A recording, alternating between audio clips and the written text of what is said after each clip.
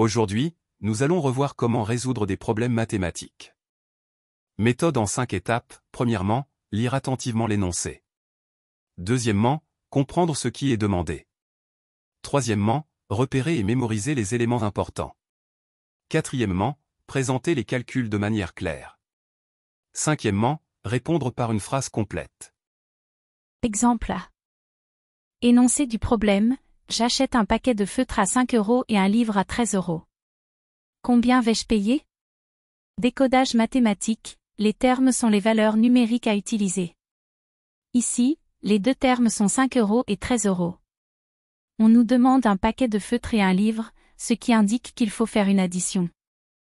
Le résultat d'une addition s'appelle la somme.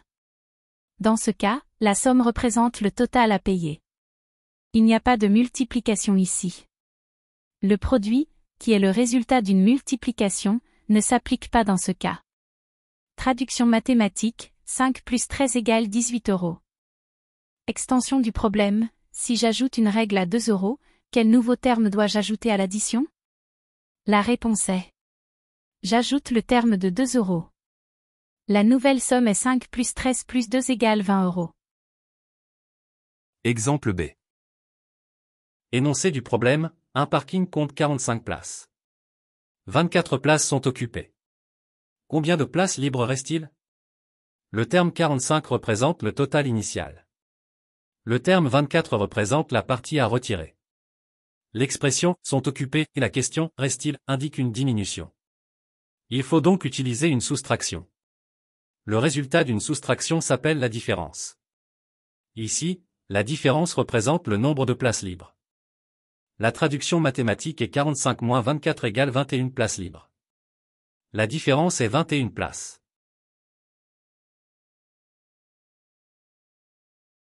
Exemple C.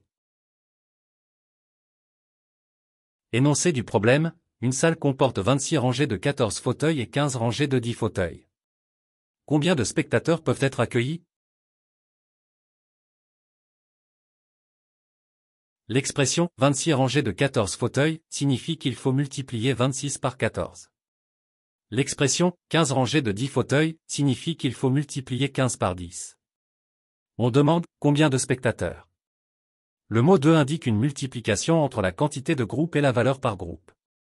On calcule donc deux produits. Ensuite, le mot « et » relie les deux parties de l'énoncé. Cela signifie qu'il faut additionner les deux produits. Le résultat final est la somme des deux produits, ce qui donne le nombre total de places. 26 multiplié par 14 donne le nombre de fauteuils dans la première partie. 15 multiplié par 10 donne le nombre de fauteuils dans la deuxième partie. On additionne les deux résultats pour obtenir le total de spectateurs possible. Attention, il ne faut pas additionner directement 26, 14, 15 et 10. Cela serait une erreur. Il faut d'abord effectuer les multiplications, car chaque rangée contient plusieurs fauteuils.